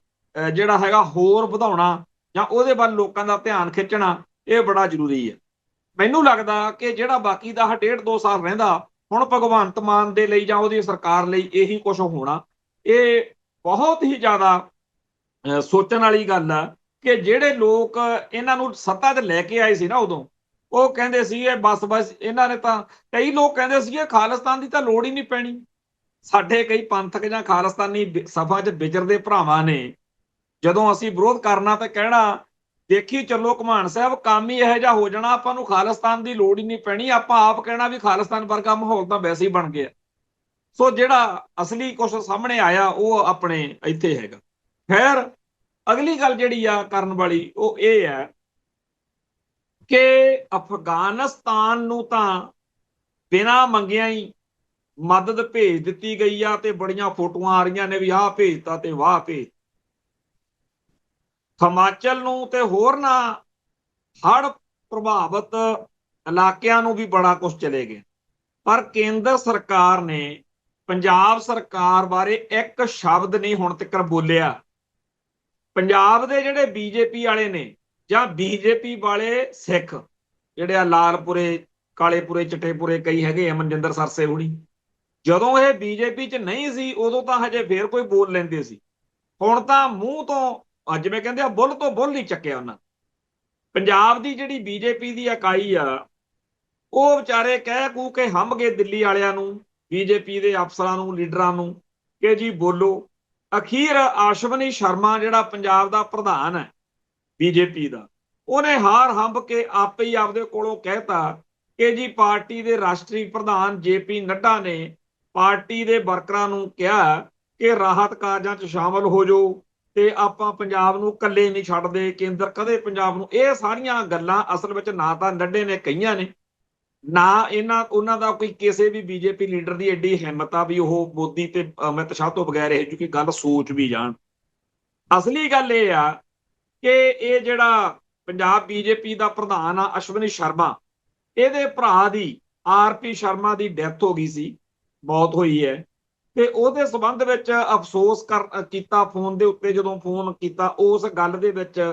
ਕਿ ਮਾੜੀ ਮੋਟੀ ਗੱਲ ਕਿਤੇ ਹੋ ਗਈ, ਉਹਨੂੰ ਐ ਬਣਾ ਕੇ, ਕਿਉਂਕਿ ਆਪਦਾ ਖੜਾ ਤਾਂ ਲੋਕਾਂ ਤੋਂ ਛਡਾਉਣਾ ਹੁਣ ਇਹਨਾਂ ਨੇ, ਬੀਜੇਪੀ ਵਾਲਿਆਂ ਨੇ। ਸੋ ਪੰਜਾਬ ਦੇ ਵਿੱਚ ਬੀਜੇਪੀ ਵਾਲੇ ਇਸ ਮੌਕੇ ਬੜੇ ਕਸੂਤੇ ਫਸੇ ਹੋਏ ਨੇ, ਕਿਉਂਕਿ ਦਿੱਲੀ ਵਾਲੇ ਕੋਈ ਗੱਲ ਮੂੰਹ ਤੋਂ ਬੋਲ ਕੇ ਰਾਜੀ ਨਹੀਂ। ਪੰਜਾਬ ਦਾ ਬੱਚਾ ਬੱਚਾ ਕਹਿ ਰਿਹਾ ਕਿ ਜੇ ਤੁਸੀਂ ਦਿੱਲੀ ਤੇ ਮਾਫ ਕਰਨਾ ਪੰਜਾਬ ਦੇ ਵਿੱਚ, ਭਾਰਤ ਵਿੱਚ ਹੋਰਨਾਂ ਸੂਬਿਆਂ ਨੂੰ, ਅਫਗਾਨਿਸਤਾਨ ਨੂੰ ਇੰਨੇ ਪੈਸੇ ਦੇ ਸਕਦੇ ਹੋ ਤੇ ਪੰਜਾਬ ਦਾ ਜਿਹੜਾ ਕਰੋੜਾਂ ਦਾ ਇੰਨਾ ਨੁਕਸਾਨ ਹੋ ਗਿਆ। ਹੁਣ ਇਹਦੇ ਬਾਰੇ ਇੱਕ ਨਵੀਂ ਗੱਲ ਜਿਹੜੀ ਅੱਜ ਆਈ ਆ, ਜਿਹੜਾ ਹੈਗਾ ਰਾਜਪਾਲ ਪੰਜਾਬ ਦਾ ਗੁਲਾਬ ਚੰਦ ਕਟਾਰੀਆ, ਉਹਨੇ ਵੀ ਕੰਡੇ ਖਿਲਾਰਤੇ ਗੁਲਾਬ ਨੇ। ਉਹ ਕਹਿੰਦਾ ਹੈ ਕਿ ਹੜ੍ਹਾਂ ਨਾਲ ਜੂਝ ਰਹੇ ਪੰਜਾਬ ਦੀ ਕੇਂਦਰ ਸਰਕਾਰ ਜ਼ਰੂਰ ਮਦਦ ਕਰੂ। ਪੰਜਾਬ ਨੂੰ ਜਿੰਨਾ ਵੀ ਫੰਡ ਚਾਹੀਦਾ ਉਹ ਕੇਂਦਰ ਸਰਕਾਰ ਤੋਂ ਮੰਗਣ, ਪੈਸੇ ਜ਼ਰੂਰ ਮਿਲਣਗੇ। ਇਹ ਆ ਉਹ ਬਿਮਾਰੀ ਕਿ ਪੰਜਾਬ ਜਿਹੜਾ ਹੱਥ 'ਚ ਠੂਠਾ ਫੜ ਕੇ ਦਿੱਲੀ ਵਾਲਿਆਂ ਦੇ ਦਰਬਾਰ 'ਚ ਪੇਸ਼ ਹੋ, ਉਹ ਪੱਗ ਨੂੰ, ਉਹ ਪੰਥ ਨੂੰ ਝੁਕਿਆ ਹੋਇਆ, ਲਿਫਿਆ ਹੋਇਆ ਮੰਗਤੇ ਦੇ ਰੂਪ 'ਚ ਦੇਖਣਾ ਚਾਹੁੰਦੇ ਆ, ਤੇ ਵਿਚਾਲੇ ਵਿਚੋਲਾ ਪਾਤਾ ਰਾਜਪਾਲ ਗੁਲਾਬ ਚੰਦ ਕਟਾਰੀਆ। ਤੇ ਇਹ ਕੋਈ ਭੀਖ ਨਹੀਂ ਹੈ, ਇਹ ਭਾਰਤ ਦਾ ਹਿੱਸਾ ਆ। ਮੈਨੂੰ ਯਾਦ ਆ ਇੱਕ ਵਾਰੀ ਜਿਹੜਾ ਆਪਣੇ ਨਾਗਾਲੈਂਡ ਮਿਜ਼ੋਰਮ ਵਾਲਾ ਜਦੋਂ ਸਾਰਾ ਚੱਲਦਾ ਸੀ, ਉਦੋਂ ਲਾਲ ਢੇਂਗਾ ਹੁੰਦਾ ਸੀ ਇੱਕ, ਉਹ ਕਿਤੇ ਇੱਥੇ ਮਿਲੇ ਇਹ ਦਿੱਲੀ ਵਾਲੇ, ਉਹਨੂੰ ਕਹਿੰਦੇ ਜੀ, ਉਹ ਕਹਿੰਦਾ ਵੀ ਤੁਸੀਂ ਸਾਡੇ ਵਾਲੇ ਪਾਸੇ ਕੋਈ ਸਾਡੀ ਸੁਰੱਖਿਆ ਦਾ, ਨਾਗਾਲੈਂਡ ਵਾਲੇ ਮਿਜ਼ੋਰਮ ਵਾਲੇ ਪਾਸੇ ਕੋਈ ਸਾਧਨ ਨਹੀਂ ਬਣਾਉਂਦੇ, ਕੋਈ ਫੈਕਟਰੀਆਂ ਨਹੀਂ ਲਾਉਂਦੇ। ਉਹ ਕਹਿੰਦੇ ਜੀ ਬਾਰਡਰ ਸਟੇਟ ਆ, ਉੱਥੇ ਬੜਾ ਖਤਰਾ, ਉਧਰੋਂ ਚੀਨ ਆ, ਹੋਰ ਕਈ ਪ੍ਰੋਬਲਮਸ ਨੇਗੀਆਂ। ਉਹ ਕਹਿੰਦਾ ਵੀ ਜੇ ਤੁਸੀਂ ਸਾਡੇ ਸੂਬੇ ਨੂੰ ਸਾਂਭਣ ਜੋਗੇ ਹੀ ਨਹੀਂ, ਜੇ ਸਾਡੇ ਲੋਕਾਂ ਦੀ ਤੁਸੀਂ ਉੱਥੇ ਰਾਖੀ ਕਰਨ ਜੋਗੇ ਨਹੀਂ, ਜੇ ਉੱਥੇ ਕੋਈ ਇਹੋ ਜਿਹੀਆਂ ਫੈਕਟਰੀਆਂ ਲਾਉਣ ਦੇ ਵਿੱਚ ਤੁਹਾਨੂੰ ਬੜੀ ਦਿੱਕਤ ਆਉਂਦੀ ਆ, ਫਿਰ ਛੱਡੋ, ਸਾਨੂੰ ਪਾਸੇ ਕਰੋ, ਅਸੀਂ ਫਿਰ ਜਿਵੇਂ ਮਰਜ਼ੀ ਚਾਈਨਾ ਨਾਲ ਰਲੀਏ, ਜਿਹਦੇ ਨਾਲ ਮਰਜ਼ੀ ਰਲੀਏ, ਫਿਰ ਸਾਨੂੰ ਸਾਡੇ ਹਾਲਾਤਾਂ ਤੇ ਛੱਡ ਦਿਓ। ਹੁਣ ਅਸਲ ਵਿੱਚ ਸਾਰੇ ਭਾਰਤ ਦੇ ਜਿਹੜੇ ਸੂਬੇ ਨੇ ਉਹ ਕੇਂਦਰ ਸਰਕਾਰ ਨੂੰ ਪਹਿਲਾਂ ਕਰੋੜਾਂ ਅਰਬਾਂ ਰੁਪਈਆ ਦਿੰਦੇ ਆ, ਤੇ ਉੱਥੋਂ ਦੁੱਕੀ ਦੁੱਕੀ ਇਹ ਕੇਂਦਰ ਸਰਕਾਰ ਕੋਲੇ ਪੈਸੇ ਕਿੱਥੋਂ ਆਉਂਦੇ ਆ? ਕੇਂਦਰ ਕੋਲੇ ਕੀ ਆ ਜਿੱਥੋਂ ਇਹ ਸਾਰੇ ਭਾਰਤ ਦੇ ਪੈਸੇ ਨੇ, ਜਿਹ 'ਚ ਪੰਜਾਬ ਦੇ ਵੀ ਪੈਸੇ। ਪੰਜਾਬ ਆਪ ਦਾ ਕੀਤਾ ਹੋਇਆ ਖਾਂਦਾ। ਪਿੱਛੇ ਜੇ ਉਹ ਜਿਹੜਾ ਗੁਰਦਾਸ ਮਾਨ ਆ, ਉਹਨੇ ਇੱਕ ਗਾਣਾ ਜਿਹਾ ਗਾਤਾ, ਜਿਹੜੇ ਦੇਸ਼ ਦਾ ਖਾਈਏ। ਉਦੋਂ ਸਾਰੇ ਪੰਜਾਬੀਆਂ ਨੇ ਖਾਸ ਤੌਰ ਤੇ ਇਸ ਗੱਲ ਦੇ ਉੱਤੇ ਇਤਰਾਜ਼ ਕੀਤਾ ਸੀ ਕਿ ਭਾਈ ਫਿਰ ਸਾਰੇ ਭਾਰਤ ਨੂੰ ਕਹੋ ਵੀ ਉਹ ਦੇਸ਼ ਪੰਜਾਬ ਦਾ ਖਾਂਦੇ। ਸੱਚੀ ਗੱਲ ਆ ਕਿ ਦੇਸ਼ ਪੰਜਾਬ ਦਾ ਖਾਂਦੇ ਹੋ, ਪਰ ਇਸ ਮੌਕੇ ਅੱਜ ਗਿਆਨੀ ਹਰਪ੍ਰੀਤ ਸਿੰਘ ਨੇ ਵੀ ਕਿਹਾ ਕਿ ਕਿਸਾਨੀ ਅੰਦੋਲਨ ਪ੍ਰਤੀ ਬਦਲੇ ਦੀ ਭਾਵਨਾ ਨੂੰ ਪਾਸੇ ਰੱਖ ਕੇ ਕੇਂਦਰ ਸਰਕਾਰ ਮੁਆਵਜ਼ੇ ਦਾ ਐਲਾਨ ਕਰੇ। ਕੇਂਦਰ ਸਰਕਾਰ ਦੀ ਬੇਰੁਖੀ ਨੇ ਪੰਜਾਬ ਵਾਸੀਆਂ ਦੇ ਮਨਾਂ 'ਚ ਪੈਦਾ ਕੀਤੀ ਆ ਨਿਰਾਸ਼ਾ। ਆਰਥਿਕ ਪੈਕੇਜ ਪੰਜਾਬ ਦਾ ਹੱਕ ਆ, ਮਿਹਰਬਾਨੀ ਨਹੀਂ। ਹੁਣ ਇਹ ਗੱਲ ਅੱਜ ਜਿੰਨੇ YouTube ਚੈਨਲਾਂ ਤੇ ਡਿਸਕਸ਼ਨਸ ਹੁੰਦੀਆਂ ਨੇ, ਉਹਨਾਂ ਤੇ ਮੈਂ ਸੁਣ ਰਿਹਾ ਸੀ, ਇਹ ਸਾਰੇ ਹੀ ਉੱਥੇ ਉਹ ਕਹਿ ਰਹੇ ਨੇ ਕਿ ਲੋਕਾਂ ਦੇ ਵਿੱਚ ਬੇਗਾਨਗੀ ਵੱਧ ਰਹੀ ਆ, ਨਿਰਾਸ਼ਾ ਵੱਧ ਰਹੀ ਆ। ਪੰਜਾਬ ਸਰਕਾਰ, ਭਾਰਤ ਸਰਕਾਰ ਦਾ ਜਿਹੜਾ ਰਵੱਈਆ ਪੰਜਾਬ ਦੇ ਖਿਲਾਫ ਆ, ਤੇ ਹਰੇਕ ਬੰਦੇ ਨੂੰ ਜਿਹਨੂੰ ਨਹੀਂ ਵੀ ਮਾੜਾ ਮੋਟਾ ਸੀਗਾ, ਉਹਨੂੰ ਵੀ ਯਕੀਨ ਹੋ ਰਿਹਾ ਕਿ ਉਹ ਤਾਂ ਤੁਹਾਨੂੰ ਪਹਿਲਾਂ ਹੜ੍ਹ ਲਿਆਂਦੇ ਤੇ ਹੁਣ ਮੁਆਵਜ਼ੇ ਤੋਂ ਇਨਕਾਰ ਕਰਕੇ ਉਹ ਤੁਹਾਨੂੰ ਡੋਬਣ ਨੂੰ ਫਿਰਦੇ। ਇਸ ਚੱਕਰ ਦੇ ਵਿੱਚ ਪੰਜਾਬ ਦੇ ਵਿੱਚ ਹਾਲਾਤ, ਕਿਉਂਕਿ ਲੋਕਾਂ ਨੇ ਤਾਂ ਇੱਥੋਂ ਪੰਜਾਬ ਦੇ ਅਫਸਰਾਂ ਦੇ ਗਲਬੇ ਫੜਨੇ ਆ, ਲੋਕਾਂ ਨੇ ਤਾਂ ਪੰਜਾਬ ਦੇ ਲੀਡਰਾਂ ਦੇ ਗਲਮੇ ਫੜਨੇ ਆ ਕਿ ਸਾਨੂੰ ਨਹੀਂ ਪਤਾ ਇੰਨਾ ਸਾਡੇ ਖੇਤ 'ਚ ਸਾਡੇ ਘਰ 'ਚ ਅੱਜ ਬਹੁਤ ਸਾਰੀਆਂ ਵੀਡੀਓਜ਼ ਕਿਉਂਕਿ ਪਾਣੀ ਜਿੱਥੇ ਜਿੱਥੇ ਥੱਲੇ ਗਿਆ ਮੈਂ ਕੱਲ ਗੱਲ ਕਰਦਾ ਸੀ ਕਿ ਜਦੋਂ ਇਹ ਪਾਣੀ ਹੇਠਾਂ ਹੋ ਜੂ ਤਾਂ ਉਦੋਂ ਬਾਅਦ ਦੇਖਿਓ ਵਾਕਿਆ ਹੀ ਜਿੱਥੇ ਜਿੱਥੇ ਸਾਡੇ ਆ ਦਲ ਖਾਲਸਾ ਵਾਲੇ ਪਰਮਜੀਤ ਸਿੰਘ ਮੰਡ ਹੋਣੀ ਕਈ ਹੋਰ ਉਹਨਾਂ ਨਾਲ ਮੈਂ ਗੱਲ ਵੀ ਕੀਤੀ ਉਹ ਜਿੱਥੇ ਜਿੱਥੇ ਵੀ ਉਹ ਵੀਡੀਓ ਦੇਖ ਰਹੇ ਆ ਥੱਲੇ ਬਹੁਤ ਜ਼ਿਆਦਾ ਇੱਕ ਜਿਵੇਂ ਕਹਿੰਦੇ ਆ ਗੰਦਗੀ ਜਿਹੀ ਵਾਲੀ ਮਿੱਟੀ ਹੈ ਜਿਹੜੀ ਦਰਿਆਈ ਮਿੱਟੀ ਹੁੰਦੀ ਆ ਉਹ ਵਿੱਚ ਉੱਥੇ ਘਰਾਂ 'ਚ ਵੀ ਆ ਲੋਕ ਬਹੁਤ ਜ਼ਿਆਦਾ ਇਸ ਗੱਲੋਂ ਦੁਖੀ ਨੇ ਕਿ ਉਹਨਾਂ ਦੇ ਅੰਦਰ ਜਿਹੜਾ ਘਰ ਦਾ ਸਮਾਨ ਪਿਆ ਸੀ ਬੈੱਡ ਅਲਮਾਰੀਆਂ ਸੋਫੇ ਆਪਣੇ ਫਰਿੱਜਾਂ ਜਾਂ ਹੋਰ ਜਿੰਨੀਆਂ ਆਪਣੇ ਘਰਾਂ 'ਚ ਚੀਜ਼ਾਂ ਹੁੰਦੀਆਂ ਨੇ ਔਰ ਮੈਨੂੰ ਪਤਾ ਆਪਾਂ ਸਾਰੇ ਪਰਿਵਾਰਾਂ ਵਾਲੇ ਆ ਇੱਕ ਨਿੱਕੀ ਨਿੱਕੀ ਚੀਜ਼ ਇਕੱਠੀ ਕਰਦੇ ਆ ਸਾਰੀ ਉਮਰ ਲੰਘ ਜਾਂਦੀ ਇਹ ਚੀਜ਼ਾਂ ਸੌਖੀਆਂ ਨਹੀਂ ਬਣਦੀਆਂ ਇਹ ਠੀਕ ਆ ਕਿ ਸਾਡੀ ਕੌਮ ਨੂੰ ਇੱਕ ਅਣਖ ਰੜਕ ਚੜ੍ਹਤ ਨਾਲ ਜਿਉਣ ਦੀ ਹੈ ਜਦੋਂ ਆਪਾਂ ਕਿਤੇ ਬਾਹਰ ਨਿਕਲਦੇ ਆ ਵਧੀਆ ਤੋਂ ਵਧੀਆ ਕੱਪੜੇ ਲੀੜੇ ਪਾ ਕੇ ਜਾਂ ਵਧੀਆ ਸਾਧਨ ਦੇ ਵਿੱਚ ਜਾਂਦੇ ਆ ਚੰਗੇ ਤੋਂ ਚੰਗਾ ਦਿੱਖ ਦਿਖਾਉਂਦੇ ਆ ਉਹ ਸਾਡੇ ਇੱਕ ਸੱਭਿਆਚਾਰ ਦੀ ਸਾਡੀ ਆਪਦੀ ਇੱਕ ਹੋਰ ਗੱਲ ਹੈ ਪਰ ਅਸਲੀਅਤ ਇਹ ਆ ਕਿ ਸਾਨੂੰ ਪਿਛਲੇ 70-80 ਸਾਲ ਤੋਂ ਬੜੀ ਵਿਉਂਤ ਨਾਲ ਪਛੜਾਇਆ ਜਾ ਰਿਹਾ ਆ ਜਿਹੜਾ ਸਾਰਾ ਹੁਣ ਚੱਕਰ ਹੋਇਆ ਇਹਦੇ ਨਾਲ ਆਪ ਕਈ ਲੀਡਰ ਖੁਦ ਮੰਨ ਰਹੇ ਨੇ ਜਿਹੜੇ ਆਮ ਆਦਮੀ ਪਾਰਟੀ ਦਾ ਢਾਲੀ ਵਾਲਾ ਉਹ ਵੀ ਕਹਿ ਰਿਹਾ ਸੀ 20 ਸਾਲ ਪਿੱਛੇ ਹੋ ਗਏ ਮੈਂ ਇਹ ਗੱਲ ਜਦੋਂ ਸੁਣ ਰਿਹਾ ਸੀ ਮੈਨੂੰ ਚੇਤੇ ਆ ਰਿਹਾ ਸੀਗਾ ਵੀ ਖਾੜਕੂ ਲਹਿਰ ਤੋਂ ਬਾਅਦ ਵਿੱਚ ਸਾਡੇ ਵਰਗੇ ਬਚੇ ਹੋਏ ਉਸ ਲਹਿਰ ਤੋਂ ਬੰਦਿਆਂ ਨੂੰ ਬੜੇ ਮਿਹਣੇ ਮਾਰੇ ਜਾਂਦੇ ਸੀ ਕਿ ਤੁਹਾਡੇ ਕਰਕੇ ਪੰਜਾਬ 30 ਸਾਲ ਪਿੱਛੇ ਪੈ ਗਿਆ 30 ਸਾਲ ਪਿੱਛੇ ਪੈ ਗਿਆ ਪੰਜਾਬ ਤੇ ਹੁਣ ਦਿੱਲੀ ਵਾਲਿਆਂ ਨੇ ਪੰਜਾਬ ਪਿੱਛੇ ਕੀਤਾ ਪੂਰਾ ਮਿਥ ਕੇ ਕੀਤਾ ਤੇ ਪੰਜਾਬ ਦੇ ਆ ਜਿਹੜੇ ਸਤਲੁਜ ਦੇ ਤੇ ਆਪਣੇ ਰਾਵੀ ਦੇ ਬਿਆਸ ਦੇ ਭੰਨੇ ਹੋਏ ਲੋਕ ਨੇ ਜੋ ਇਹਨਾਂ ਦਾ ਹਾਲ ਆ ਵਾਹਿਗੁਰੂ ਬਹੁਤ ਮਾੜਾ ਹਾਲ ਤੇ ਜਿਹੜਾ ਇਸ ਮੌਕੇ ਉਹ ਜਿਹੜਾ ਗੌਰਵ ਆਰੀਆ ਦਾ ਜਾਂ ਹੋਰ ਲੋਕਾਂ ਦਾ ਵੀਡੀਓ ਘੁੰਮ ਰਿਹਾ ਜਿਹਦੇ ਵਿੱਚ ਉਹ ਬੜਾ ਹੁੱਬ ਕੇ ਕਹਿ ਰਿਹਾ ਹੈਗਾ ਬਈ ਪਾਣੀ ਨਾਲ ਇਹਨਾਂ ਲੋਕਾਂ ਨੂੰ ਮਾਰਿਆ ਜਾਵੇ ਉਹ ਹੋਰ ਵੀ ਜ਼ਿਆਦਾ ਹਿੱਦ ਚੜਾਉਂਦਾ ਤੇ ਲੋਕ ਜਿਹੜੇ ਨੇ ਇਸ ਮੌਕੇ ਮੰਗ ਕੀ ਕਰ ਰਹੇ ਨੇ ਜਿਹੜਾ ਪੰਜਾਬ ਦੇ ਪਿੰਡਾਂ ਦੇ ਵਿੱਚ ਜਿੱਥੇ ਜਿੱਥੇ ਵੀ ਰਾਹਤ ਕਾਰਜ ਚੱਲ ਰਹੇ ਨੇ ਉੱਥੇ ਸਾਰੇ ਥਾਵਾਂ ਤੋਂ ਇਹ ਗੱਲ ਹੁਣ ਮਿਲਣ ਲੱਗ ਪਈ ਕਿ ਖਾਣ ਪੀਣ ਦੀਆਂ ਚੀਜ਼ਾਂ ਜਾਂ ਹੋਰ ਜਿਹੜੀਆਂ ਲੋੜਾਂ ਨੇ ਉਹ ਤਕਰੀਬਨ ਇੱਕ ਸਹੀ ਜਾਂ ਠੀਕ ਠਾਕ ਤਰੀਕੇ ਨਾਲ ਪਹੁੰਚ ਰਹੀਆਂ ਨੇ ਤੇ ਪਹੁੰਚ ਗਈਆਂ ਨੇ ਕਈ ਥਾਵਾਂ ਤੋਂ ਇਹ ਵੀ ਆ ਗਈ ਆ ਗੱਲ ਕਿ ਹੁਣ ਤਾਂ ਇੱਕ ਵਾਰੀ ਰੋਕ ਲਿਆ ਜਾਵੇ ਕੰਮ ਪਰ ਇਹ ਗੱਲ ਆਪਣੇ ਆਪ 'ਚ ਬੜੀ ਕਮਾਲ ਦੀ ਹੈ ਕਿ ਲੋੜਾਂ ਦਾ ਖਿਆਲ ਰੱਖਣ ਵਾਲਿਆਂ ਨੇ ਵੀ ਕਥਾ ਹੀ ਕਰਾ ਨਜ਼ਾਰਾ ਹੀ ਬੰਨ ਇੱਥੋਂ ਤੱਕ ਕਿ ਜਿਹੜੀਆਂ ਲੋੜਾਂ ਜਿਨ੍ਹਾਂ ਗੱਲਾਂ ਦੇ ਲਈ ਕਈ ਲੋਕ ਸ਼ਾਇਦ ਨਾ ਸੋਚਣ ਔਰਤਾਂ ਦੇ ਜਿਹੜੇ ਸੈਨੇਟਰੀ ਪੈਡ ਤੋਂ ਲੈ ਕੇ ਬੱਚਿਆਂ ਦੇ ਜਿਹੜੇ ਡਾਇਪਰਸ ਨੇ ਜਾਂ ਹੋਰ ਹਰ ਚੀਜ਼ ਜਿਹੜੀ ਆ ਲੋਕਾਂ ਨੇ ਔਰ ਇਹ ਕਿਸੇ ਸਰਕਾਰ ਸਕੂਰ ਦਾ ਕੋਈ ਕੰਮ ਨਹੀਂ ਜੀ ਇਹ ਲੋਕਾਂ ਨੇ ਆਪਣੇ ਤੌਰ ਦੇ ਉੱਤੇ ਹੀ ਆਪ ਕੀਤੀ ਤੇ ਇਹਦੇ ਵਿੱਚ ਬਹੁਤ ਚੰਗੀਆਂ ਜਿਹੜੀਆਂ ਗੱਲਾਂ ਕਰਨ ਦੀ ਲੋੜ ਹੈ ਕਿ ਜਿਨ੍ਹਾਂ ਭਾਈਚਾਰਿਆਂ ਦੇ ਜਾਂ ਜਿਨ੍ਹਾਂ ਲੋਕਾਂ ਦੇ ਆਪਸ ਵਿੱਚ ਹੀ ਸਾਡੇ ਕਈ ਥਾਵਾਂ ਤੇ ਮਤਭੇਦ ਰਹਿੰਦੇ ਨੇ ਸਰਕਾਰਾਂ ਦੀਆਂ ਚਾਲਾਂ 'ਚ ਅਸੀਂ ਇੱਥੇ ਫਸ ਕੇ ਆਪਸ ਵਿੱਚ ਹੀ ਲੜਦੇ ਭਿੜਦੇ ਵੀ ਆ ਟਰੈਪਡ ਹੁੰਨੇ ਆ ਉਹਨਾਂ ਸਾਰਿਆਂ ਨੇ ਇੱਕ ਦੂਜੇ ਨਾਲ ਜਿੱਦ ਜੀ ਫੜੀ ਹੋਈ ਆ ਕਿ ਅਸੀਂ ਪੰਜਾਬ ਦਾ ਜਾਂ ਇਸ ਪੀੜਾ ਦੇ ਮੌਕੇ ਇਸ ਦਰਦ ਦੇ ਮੌਕੇ ਵੱਧ ਤੋਂ ਵੱਧ ਕਰਕੇ ਦਿਖਾਉਣਾ ਸੋ ਜਿਹੜੇ ਹੈਗੇ ਆ ਈਸਾਈ ਮਿਸ਼ਨਰੀ ਭਾਈਚਾਰੇ ਦੇ ਲੋਕ ਇਹਨਾਂ ਨੇ ਵੀ ਥਾਂ ਥਾਂ ਦੇ ਉੱਤੇ ਲੋਕਾਂ ਨੂੰ ਹੁਣ ਰਾਹਤ ਸਮੱਗਰੀਆਂ ਪਹੁੰਚਾ ਕੇ ਵੀਡੀਓ ਫੋਟੋਆਂ ਪਾ ਕੇ ਦਿਖਾਉਣਾ ਸ਼ੁਰੂ ਕੀਤਾ ਹੋਇਆ ਇੱਕ ਰਾਜਸਥਾਨ ਤੋਂ ਬੜੀ ਲੰਬੀ ਚੌੜੀ ਲਿਸਟ ਕਿਸੇ ਭਰਾ ਨੇ ਭੇਜੀ ਹੈ ਕਿ ਜੀ ਉੱਥੇ ਇੱਕ ਢਾਬਾ ਆ ਉੱਥੇ ਇਕੱਠੇ ਕੀਤੇ ਗਏ ਆ ਪੈਸੇ ਤੇ ਹੋਰ ਚੀਜ਼ਾਂ ਉਹ ਪੰਜਾਬ ਨੂੰ ਭੇਜ ਰਹੇ ਨੇ ਇਵੇਂ ਹੀ ਹਰਿਆਣੇ ਤੋਂ ਆ ਤੋ ਇਹ ਜਿਹੜੀਆਂ ਚੀਜ਼ਾਂ ਵਾਪਰ ਰਹੀਆਂ ਨੇ ਇਹ ਆਪਣੇ ਆਪ ਦੇ ਵਿੱਚ ਹੀ ਕਮਾਲ ਆ ਕਿ ਪੂਰੇ ਭਾਰਤ ਦੇ ਵਿੱਚੋਂ ਜਿਹੜੇ ਲੋਕਾਂ ਨੂੰ ਪੰਜਾਬ ਦਾ ਦਰਦ ਆਇਆ ਕਿ ਇੰਨੀ ਮਾੜੀ ਕੀਤੀ ਇਸ ਮੁਲਕ ਦੇ ਵਿੱਚ ਕਈਆਂ ਨੂੰ ਚਲੋ ਇਹ ਨਹੀਂ ਹੈਗਾ ਲੱਗਦਾ ਹੋਣਾ ਪਰਾਂ ਬੈਠਿਆਂ ਨੂੰ ਕਿ ਇਹ ਇੰਡੀਅਨ ਸਟੇਟ ਨੇ ਕੀਤਾ ਪਰ ਤਕਲੀਫ ਤਾਂ ਉਹਨਾਂ ਨੂੰ ਇਸ ਗੱਲ ਦੀ ਹੋਈ ਹੈ ਨਾ ਉਹ ਜਿਹੜੇ ਫਿਲਮਾਂ ਦੇ ਕਲਾਕਾਰ ਨੇ ਹੁਣ ਤਾਂ ਇਉਂ ਲੱਗਦਾ ਵੀ ਕੋਈ ਵਿਰਲਾ ਹੀ ਰਹਿ ਜਾਣਾ ਪਨੀਤ ਇਸਰ ਦੀ ਰਾਤ ਮੈਂ ਸੁਣ ਰਿਹਾ ਸੀ ਜਾਂ ਜਿਹੜਾ ਹੋਰ ਜਿੰਨੇ ਵੀ ਫਿਲਮਾਂ ਵਾਲੇ ਕਲਾਕਾਰ ਨੇ ਕਈ ਗਾਇਕ ਨੇ ਕਈ ਹੋਰ ਜਿਹੜਾ ਇਸ ਮੌਕੇ ਬੀਜੇਪੀ ਸੰਘ ਪਰਿਵਾਰ RSS ਵਾਲੇ ਨੇ ਉਹਨਾਂ ਤੋਂ ਬਗੈਰ ਬਾਕੀ ਸਾਰਾ ਹੀ ਜਿਹੜਾ ਲੋਕਾਂ ਦਾ ਰੁਝਾਨ ਆ ਉਹ ਇੱਧਰ ਨੂੰ ਆ ਰਿਹਾ। ਇਹ ਜਿਹੜੀ ਲੋਕਾਂ ਦੀ ਹਮਦਰਦੀ ਪੰਜਾਬ ਨਾਲ ਵੱਧ ਰਹੀ ਆ, ਇਹ ਹੀ ਹਮਦਰਦੀ ਹੌਲੀ ਹੌਲੀ ਸਿੱਖਾਂ ਨੂੰ, ਲੋਕਾਂ ਨੂੰ ਇਸ ਗੱਲ ਦੇ ਵਿੱਚ ਮਜ਼ਬੂਤੀ ਦੇਵੇਗੀ ਕਿ ਦੇਖੋ ਅਸੀਂ ਹੋਰ ਕੀ ਕਰੀਏ। ਆ ਜਿਹੜੇ ਲੋਕ ਅੱਜ ਪੰਜਾਬ ਤੋਂ ਬਾਹਰੋਂ ਬਹਿ ਕੇ ਹਰਿਆਣੇ, ਹਿਮਾਚਲ ਤੋਂ, ਰਾਜਸਥਾਨ ਤੋਂ ਜਾਂ ਹੋਰਨਾਂ ਥਾਵਾਂ ਤੋਂ ਲੋਕਾਂ ਨੂੰ ਪੀੜ ਦੇ ਮੌਕੇ, ਇਸ ਮੌਕੇ ਪੰਜਾਬ ਦਾ ਦਰਦ ਆਇਆ ਨਾ, ਮੈਨੂੰ ਲੱਗਦਾ ਇੱਕ ਦਿਨ ਆਊਗਾ ਜਦੋਂ ਇਹੀ ਲੋਕ ਇੰਡੀਅਨ ਸਿਸਟਮ ਦੇ ਮੂਹਰੇ ਖੜ ਕੇ ਐਡਵੋਕੇਸੀ ਕਰਨਗੇ ਸਾਡੀ, ਇਹ ਫੇਰ ਉਹ ਹੋਰ ਕਰਨ ਕੀ, ਹੋਰ ਉਹਨਾਂ ਕੋਲੇ ਆਪਾਂ ਰਾਹ ਕੀ ਛੱਡਿਆ ਅੱਡ ਹੋਣ ਤੋਂ ਬਗੈਰ। ਜਿਵੇਂ ਇੱਕ ਪੱਤਰਕਾਰ ਆ ਮੈਡਮ ਪੱਲਵੀ ਸਿਨਹਾ, ਉਹਦਾ ਜਿਹੜਾ ਅਕਾਊਂਟ ਦੇ ਉੱਤੇ ਜੋ ਉਹਨੇ ਵਿਚਾਰ ਲਿਖੇ ਪਿਛਲੇ 3 ਦਿਨ ਤੋਂ ਘੁੰਮ ਰਹੇ,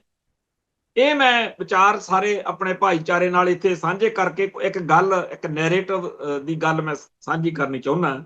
ਉਹਨਾਂ ਲਿਖਿਆ ਕਿ ਸਿੱਖ ਆਪਣੇ ਆਪ ਹੀ ਬੰਨ ਬਣਾ ਕੇ ਪਾਣੀਆਂ ਤੋਂ ਬਚਾਅ ਕਰ ਰਹੇ ਨੇ, ਸਿੱਖ ਹੀ ਆਪਣੇ ਪਰਿਵਾਰਾਂ ਨੂੰ ਉਹਨਾਂ ਘਰਾਂ ਦੇ ਮਲਬੇ ਹੇਠੋਂ ਕੱਢ ਰਹੇ ਜੋ ਹੜ੍ਹ ਦੇ ਕਾਰਨ ਢਹਿ ਗਏ, ਸਿੱਖ ਆਪਣੇ ਭਰਾਵਾਂ ਦੀ ਮਦਦ ਆਪ ਕਰ ਰਹੇ ਨੇ ਜੋ ਹੜ੍ਹ ਤੋਂ ਪ੍ਰਭਾਵਿਤ ਹੋਏ ਨੇ। ਫਿਰ ਸਿੱਖ ਕੇਂਦਰ ਨੂੰ ਟੈਕਸ ਕਿਉਂ ਭਰਨ, ਮੋਦੀ ਵੱਲੋਂ ਬਣਾਏ ਕਾਨੂੰਨ ਕਿਉਂ ਮੰਨਣ, ਜਦੋਂ ਹਰ ਮੁਸੀਬਤ ਤੇ ਆਫਤ ਦਾ ਸਾਹਮਣਾ ਸਿੱਖਾਂ ਨੂੰ ਇਕੱਲਿਆਂ ਆਪ ਹੀ ਕਰਨਾ ਪੈਂਦਾ ਹੈ। ਫਿਰ ਕੇਂਦਰ ਦੀ ਮਦਦ ਦੇ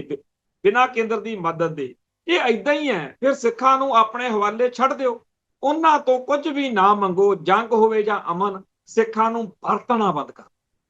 ਇਹ ਜਿਹੜੀ ਗੱਲ ਪੱਤਰਕਾਰ ਪੱਲਵੀ ਸਿਨਹਾ ਨੇ ਕਹੀ ਹੈ, ਸਾਨੂੰ ਇਹੋ ਜਿਹੇ ਹੋਰ ਲੱਖਾਂ ਲੋਕਾਂ ਦੀ ਲੋੜ, ਫਿਲਮਾਂ ਦੇ ਕਲਾਕਾਰ ਹੋਣ, ਸਿਆਸੀ ਲੀਡਰ ਹੋਣ, ਭਾਰਤ ਦੇ ਵਿੱਚ ਲਿਖਾਰੀ ਹੋਣ, ਵਿਦਵਾਨ ਹੋਣ, ਹਰ ਖੇਤਰ ਦੇ ਕਿਸਾਨ ਲੀਡਰ, ਹਰ ਇੱਕ ਤਰ੍ਹਾਂ ਦੇ ਬੰਦੇ ਨੂੰ ਸਾਨੂੰ ਕਾਇਲ ਕਰਵਾਉਣਾ ਪਏਗਾ ਕਿ ਅਸੀਂ ਐਵੇਂ ਨਹੀਂ ਪਿੱਟਦੇ, ਅਸੀਂ ਖਾਲਿਸਤਾਨ ਦਾ ਝੰਡਾ ਐਵੇਂ ਨਹੀਂ ਬੁਲੰਦ ਕੀਤਾ, ਸਾਡੇ ਕੋਲ ਹੋਰ ਰਾਹ ਕਿਹੜਾ ਬਚਿਆ। ਉਹ ਫਿਰ ਲੋਕ, ਜਿਵੇਂ ਆ ਪੱਤਰਕਾਰ ਪੱਲਵੀ ਸਿਨਹਾ ਨੇ ਕਿਹਾ, ਐਵੇਂ ਹੀ ਹੋਰ ਲੋਕ ਕਹਿਣਗੇ ਕਿ ਜੀ ਉਹਨਾਂ ਕੋਲ ਜਦੋਂ ਆਪਾਂ ਕੋਈ ਰਾਹ ਹੀ ਨਹੀਂ ਛੱਡਿਆ ਤੇ ਉਹਨਾਂ ਦਾ ਹੱਕ ਬਣਦਾ ਕਿ ਉਹ ਖਾਲਿਸਤਾਨ ਦੀ ਗੱਲ ਕਰਨ, ਤੇ ਇਸ ਮਾਹੌਲ ਦੇ ਵਿੱਚ ਹੀ ਸਾਡੇ ਲਈ ਚੰਗਾ ਬਣੇਗਾ। ਸਾਨੂੰ ਜਿਵੇਂ ਅੱਜ ਬੜਾ ਚੰਗਾ ਲੱਗਿਆ ਕਿ ਜਿਹੜੀ ਇਰਾਨ ਮੁਲਕ ਤੋਂ ਜਿਹੜਾ ਸਾਡੇ ਹੱਕ 'ਚ ਟਵੀਟ ਆਇਆ, ਹੜ੍ਹਾਂ ਦੀ ਲਪੇਟ 'ਚ ਆਏ ਪੰਜਾਬ ਨਾਲ ਖੜਿਆ ਇਰਾਨ, ਉਥੋਂ ਜਿਹੜਾ ਪੋਸਟ ਸਾਂਝੀ ਕਰਕੇ ਉਹਨਾਂ ਨੇ ਲਿਖਿਆ ਕਿ ਪੰਜਾਬ 'ਚ ਆਏ ਭਿਆਨਕ ਹੜ੍ਹਾਂ ਨੂੰ ਦੇਖ ਕੇ ਬਹੁਤ ਦੁੱਖ ਹੋਇਆ, ਸਾਡੀਆਂ ਅਰਦਾਸਾਂ ਪੰਜਾਬ ਦੇ ਪ੍ਰਭਾਵਿਤ ਲੋਕਾਂ ਤੇ ਇਸ ਔਖੇ ਸਮੇਂ 'ਚ ਉਹਨਾਂ ਦੀ ਮਦਦ ਕਰਨ ਵਾਲੇ ਹਰ ਵਿਅਕਤੀ ਦੇ ਨਾਲ ਨੇ, ਪ੍ਰਮਾਤਮਾ ਸਾਰਿਆਂ ਦੀ ਰਾਖੀ ਕਰੇ। ਸੋ ਉਥੋਂ ਦੀ ਜਿਹੜੀ ਸਰਕਾਰ, ਉਥੋਂ ਦੇ ਹੈੱਡ ਵੱਲੋਂ ਪੰਜਾਬ ਦੇ ਹੱਕ ਵਿੱਚ ਇਸ ਮੌਕੇ ਬੋਲਣਾ, ਇਹ ਸਾਰੀ ਦੁਨੀਆ ਦੇ ਵਿੱਚ ਸਾਡੇ ਲਈ ਬੜਾ ਜ਼ਰੂਰੀ ਹੈ। ਮੈਂ ਇੱਕ ਜ਼ਿੰਮੇਵਾਰੀ ਸਮਝਦਾ ਕਿ ਜਿਹੜੇ ਸਾਡੀ ਕੌਮ ਦੇ ਇੰਟੈਲੈਕਚੁਅਲ ਨੇ, ਉਹ ਇੱਕ ਰਾਬਤਾ ਕਰਕੇ ਲੋਕਾਂ ਨਾਲ ਇੱਕ ਰਿਪੋਰਟ ਤਿਆਰ ਕਰਨ, ਇੱਕ ਇੰਟਰਨੈਸ਼ਨਲ ਲੈਵਲ ਦਾ ਡਾਕੂਮੈਂਟ ਤਿਆਰ ਹੋਵੇ, ਇੱਕ ਡੋਜ਼ੀਅਰ ਤਿਆਰ ਹੋਵੇ, ਜਿਹਦੇ ਵਿੱਚ ਭਾਰਤੀ ਨਿਜ਼ਾਮ ਵੱਲੋਂ ਕਿਵੇਂ ਸਾਡਾ ਸਰਬਨਾਸ਼ ਕੀਤਾ ਜਾ ਰਿਹਾ, ਤੇ ਇਹ ਹੜ੍ਹ ਜਿਹੜੇ ਨੇ ਇਹ ਕਿਵੇਂ ਇੱਕ ਹਥਿਆਰ ਬਣਾ ਕੇ, ਇੱਕ ਵਾਟਰ ਬੰਬ, ਪਾਣੀ ਦਾ ਬੰਬ ਬਣਾ ਕੇ, ਇਹ ਚੀਜ਼ ਬਣਾ ਕੇ ਜਿੰਨੀਆਂ ਦਿੱਲੀ 'ਚ ਅੰਬੈਸੀਆਂ ਨੇ ਸਾਰੀਆਂ ਅੰਬੈਸੀਆਂ ਨੂੰ ਭੇਜੇ ਜਾਣ, ਉਹਨਾਂ ਦੀਆਂ ਬੋਲੀਆਂ ਦੇ ਵਿੱਚ ਉਹਨਾਂ ਨੂੰ ਆਨਲਾਈਨ ਭੇਜੋ ਬਣਾ ਕੇ, ਵੱਧ ਤੋਂ ਵੱਧ ਇਸ ਮੌਕੇ ਇਹ ਡਿਊਟੀ ਹੈ। ਹੁਣ ਜਾਂ ਜੇ ਕਹੀਏ ਪੰਜਾਬ 'ਚ ਬੈਠੇ ਲੋਕ ਕਰਨ, ਪੰਜਾਬ 'ਚੋਂ ਇੱਥੋਂ ਡਾਟਾ ਇਕੱਠਾ ਕਰਨਾ, ਤੇ ਬਾਹਰਲੇ ਮੁਲਕਾਂ 'ਚ ਬੈਠੇ ਭਰਾ ਸਾਡੇ ਕੰਮ ਕਰਨ, ਉਹ ਇਹ ਬਹੁਤ ਹੀ ਜ਼ਿਆਦਾ ਜ਼ਰੂਰੀ ਹੈ ਕਿ ਜਿੰਨੇ ਇਸ ਮੌਕੇ ਦੁਨੀਆ ਭਰ ਦੇ ਮੁਲਕ ਨੇ,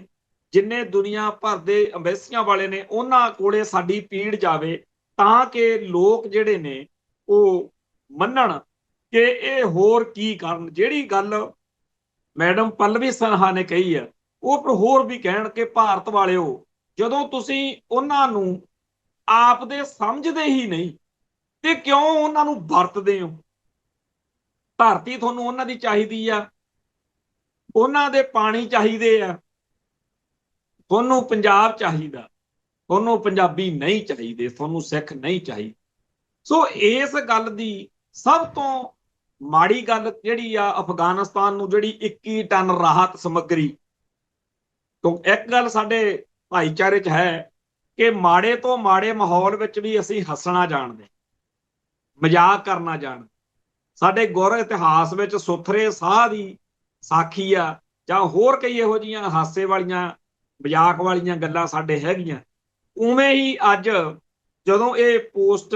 ਫੋਟੋ ਦੇ ਰੂਪ 'ਚ ਘੁੰਮੀ ਕਿ ਭਾਰਤ ਵੱਲੋਂ ਅਫਗਾਨਿਸਤਾਨ ਨੂੰ 21 ਟਨ ਰਾਹਤ ਸਮੱਗਰੀ ਭੇਜੀ ਜਾ ਰਹੀ ਹੈ, ਤਾਂ ਲੋਕਾਂ ਨੇ ਗਾਣਾ ਇੱਕ ਲਿਖਿਆ ਉੱਥੇ ਵੀ ਸਾਡੇ ਵੇਰੀ ਰੰਗ ਮੁੱਕੇ ਆ, ਹੋਲੀ ਗੈਰਾਂ ਨਾਲ ਖੇਡੀ ਤੂੰ ਬਥੇਰੀ। ਹੈ ਜੀ, ਕੱਲ ਕਲਿੱਪ ਵਾਲੀ ਬੀਬੀ ਦੇ ਬਹਾਨੇ ਹੱਸ ਲਏ, ਪਰਸੋਂ ਸੋਨੀਆ ਮਾਨ ਦੀ ਇੱਕ ਕਹੀ ਹੋਈ ਗੱਲ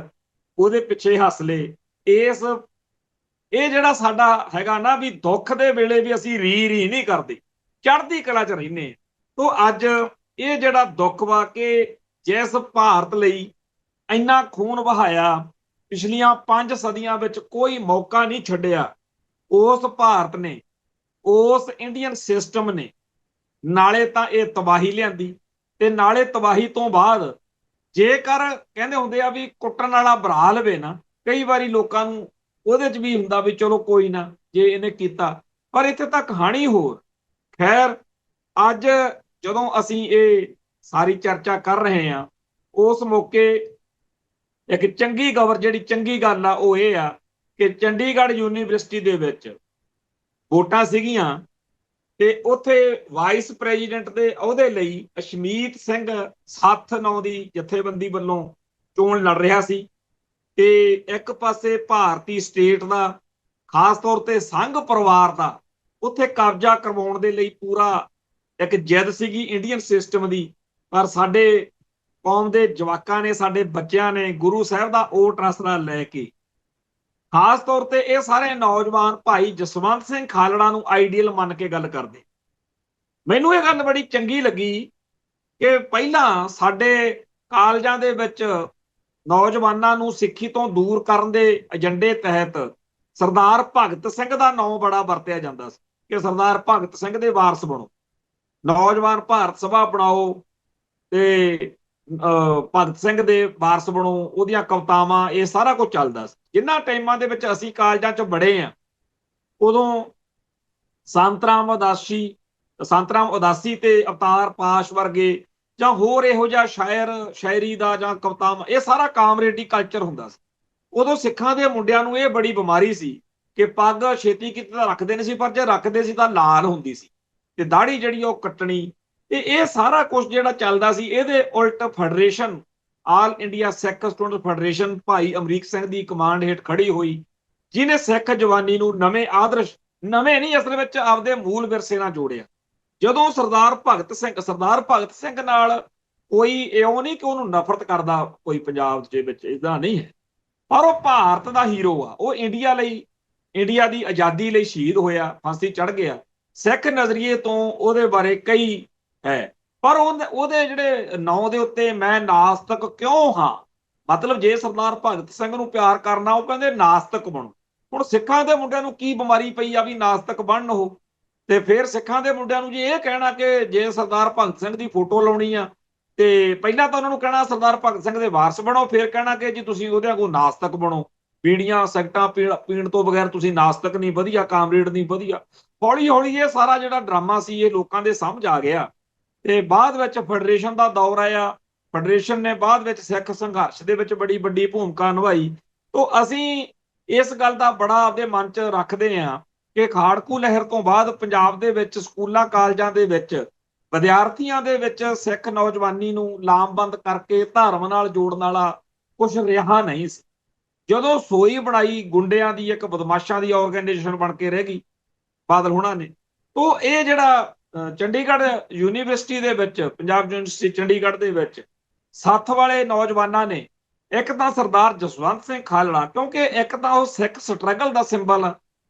ਦੂਜਾ ਉਹ ਬੇਇਨਸਾਫੀ ਦਾ ਸਿੰਬਲ ਆ, ਤੀਜਾ ਲਾਵਾਰਸ ਲਾਸ਼ਾਂ ਵਾਲਾ ਮਾਮਲਾ, ਚੌਥਾ ਇੰਟਰਨੈਸ਼ਨਲ ਲੈਵਲ ਤੇ ਖਾਲੜਾ ਸਾਹਿਬ ਨੂੰ ਜਿੰਨੀ ਰੈਕੋਗਨਾਈਜੇਸ਼ਨ ਅੱਜ ਦੇ ਦੌਰ 'ਚ ਮਿਲੀ ਹੈ, ਉਹ ਸਾਰੀ ਗੱਲ ਕੁੱਲ ਮਿਲਾ ਕੇ ਇੰਡੀਅਨ ਸਟੇਟ ਸਿਸਟਮ ਦੇ ਸਾਹਮਣੇ ਜਸਵੰਤ ਸਿੰਘ ਖਾਲੜਾ ਦਾ ਸ਼ਹਾਦਤ ਦਾ ਪ੍ਰਸੰਗ ਇੱਕ ਬਹੁਤ ਵੱਡੀ ਗੱਲ ਹੈ। ਜਦੋਂ ਉਹਨਾਂ ਦਾ ਨਾਮ ਲੈ ਕੇ ਸਾਡੇ ਇਹ ਛੋਟੇ ਭਰਾ ਜੁਝਾਰ ਸਿੰਘ ਵਰਗੇ ਸਰਗਰਮ ਹੋਏ ਨੇ, ਸਾਨੂੰ ਬੜਾ ਚੰਗਾ ਲੱਗਿਆ। ਸਾਡਾ ਸੁਖਵਿੰਦਰ ਸਿੰਘ ਜਿਹੜਾ TV 84 ਨਾਲ ਵੀ ਜੁੜਿਆ ਸਾਡਾ ਭਰਾ, ਇਹ ਸਾਰੀ ਗੱਲ ਦੇ ਵਿੱਚ ਅੱਜ ਅਸ਼ਮੀਤ ਸਿੰਘ ਦੀ ਜਿਹੜੀ ਜਿੱਤ ਵਾ, ਇਹਨੇ ਇਸ ਹੜ੍ਹ ਦੇ ਦੌਰ ਵਿੱਚ ਸਾਡੇ ਚਿਹਰਿਆਂ ਤੇ ਮੁਸਕਰਾਹਟ ਲਿਆਂਦੀ ਆ, ਸਾਨੂੰ ਇੱਕ ਖੁਸ਼ੀ ਬਖਸ਼ੀ ਹੈ। ਬੇਸ਼ੱਕ ਇਹ ਗੱਲ ਦਾ ਅਫਸੋਸ ਹੈ ਕਿ ਉੱਥੇ ਅਖਿਲ ਭਾਰਤੀ ਵਿਦਿਆਰਥੀ ਪ੍ਰੀਸ਼ਦ ਦਾ ਪ੍ਰੈਜ਼ੀਡੈਂਟ ਬਣ ਗਿਆ, ਪ੍ਰਧਾਨ ਬਣ ਗਿਆ, ਪਰ ਹੁਣ ਇਹ ਸਾਡੀ ਕੌਮ ਦੀ ਜ਼ਿੰਮੇਵਾਰੀ ਬਣਦੀ ਆ ਕਿ ਪੰਜਾਬ, ਕਿਉਂਕਿ ਚੰਡੀਗੜ੍ਹ ਜਿਹੜਾ ਹੈ ਉਹ ਪੰਜਾਬ 'ਚ ਹੈ, ਪੰਜਾਬ ਦੇ ਕਿਸੇ ਵੀ ਸਕੂਲ ਕਾਲਜ ਵਿੱਚ ਚੰਡੀਗੜ੍ਹ ਸਮੇਤ ਸਾਡੇ ਸਿੱਖਾਂ ਦੇ ਝੰਡੇ ਝੂਲਣੇ ਚਾਹੀਦੇ ਆ, ਸਿੱਖੀ ਦੀ ਚੜ੍ਹਦੀ ਕਲਾ ਹੋਣੀ ਚਾਹੀਦੀ ਆ, ਐਂਟੀ ਸਿੱਖ ਸੋਚ ਵਾਲਿਆਂ ਨੂੰ ਹਰਾਉਣਾ ਚਾਹੀਦਾ। ਆ ਜਿਵੇਂ ਆਪਾਂ ਹੜ੍ਹ ਦੇ ਮੌਕੇ ਕਾਮਰੇਡ ਵੀ ਨਾਲ ਲੱਗੇ ਫਿਰਦੇ ਆ, ਕਾਮਰੇਡਾਂ ਨੂੰ ਵੀ ਸ਼ਰਮ ਆਉਣੀ ਚਾਹੀਦੀ ਆ ਵੀ ਸੰਘ ਪਰਿਵਾਰ ਦਾ ਸਾਥ ਨਾ ਦਿਓ, ਸਿੰਘ ਪਰਿਵਾਰ ਦਾ ਸਾਥ ਦਿਓ, ਖਾਲਸੇ ਦਾ ਸਾਥ ਦਿਓ। ਜਿਵੇਂ ਅੱਜ ਸੰਘ ਨੂੰ ਸਿੰਘਾਂ ਨੇ ਹਰਾਇਆ, ਇਵੇਂ ਹੀ ਇਸ ਧਰਤੀ ਉੱਤੇ ਖਾਲਸੇ ਦੀ ਚੜ੍ਹਦੀ ਕਲਾ ਹੋ ਕੇ ਰਹਿਣੀ ਆ, ਖਾਲਿਸਤਾਨ ਲਾਜ਼ਮੀ ਬਣੇਗਾ। ਉਸ ਦਿਨ ਦੀ ਉਡੀਕ ਵਿੱਚ ਤੇ ਆਸ ਵਿੱਚ ਫਤਿਹ ਅਰਜ਼ ਕਰਦਾ ਜੀ। ਨਾਨਕ ਨਾਮ ਚੜ੍ਹਦੀ ਕਲਾ, ਤੇਰੇ ਭਾਣੇ ਸਰਬੱਤ ਦਾ ਭਲਾ। ਵਾਹਿਗੁਰੂ ਜੀ ਕਾ ਖਾਲਸਾ, ਵਾਹਿਗੁਰੂ ਜੀ ਕੀ ਫਤਿਹ।